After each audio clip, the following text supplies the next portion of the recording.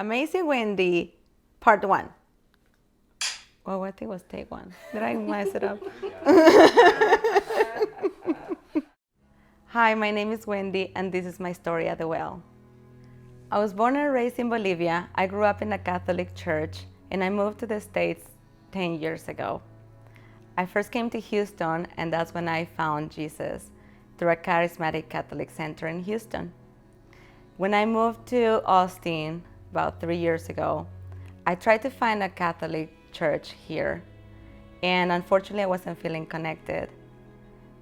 Finally, I met Eileen at the University of Texas through work, and she mentioned this place, The Well. I kept hearing about other people mentioning The Well, so I thought that The Well was this big, only church here in Austin that everybody goes to. Came to find out when I went to The Well, my first impression was not that. I came to an elementary school, very small, and my Uber driver was like, "Are you sure this is the place?" I said, "I guess," because I saw the banners outside. When I first walked into The Well at Campbell, I heard this song that immediately went through my heart, and I felt accepted. I felt welcomed.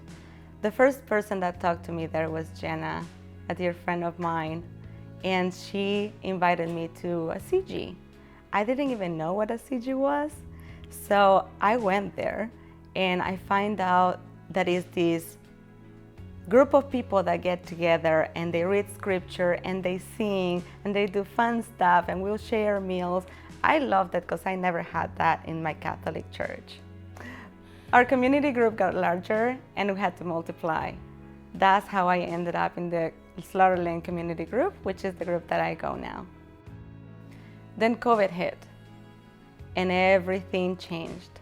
I didn't have my CG, I didn't have church, I didn't have anybody waiting for me at home, and it was really tough.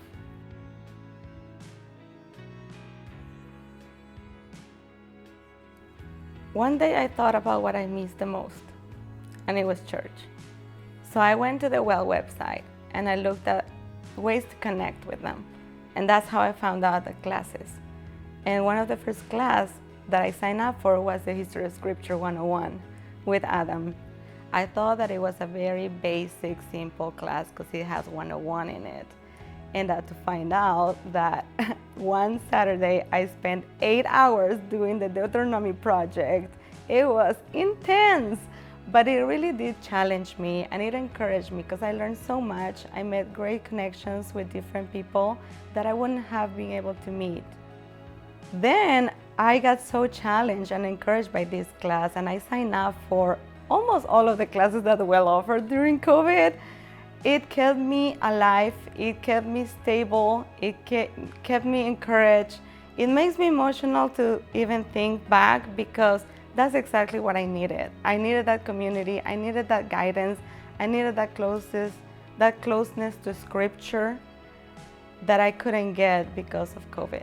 It wasn't through a class, but a good friend of mine, Julie, she gathered a bunch of women that speak Spanish, and she said, "Hey, we should do something cool. We should read the whole Bible in Spanish in a year." And I was like, "Sign me up." So we started doing that every week. And I don't think there's a coincidence because one of my next classes that I took at the Well was about mission trips. And I came there fixed on going to the Middle East. But as I said, I don't think there's a coincidence that I started studying the Bible in Spanish, and one of the destinations in the mission trip is Spain. I'm still praying about it. I am still contemplating the idea and asking to God to guide me.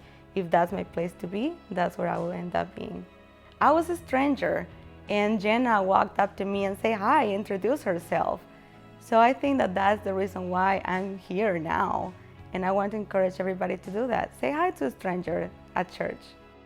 I think the Well, it's like United Colors of Benetton. You know, you see all of the colors, all the races, all nationalities, and I really appreciate that. Check out the Well website. They have amazing curriculum. They have just partnered up with DTS. So many opportunities.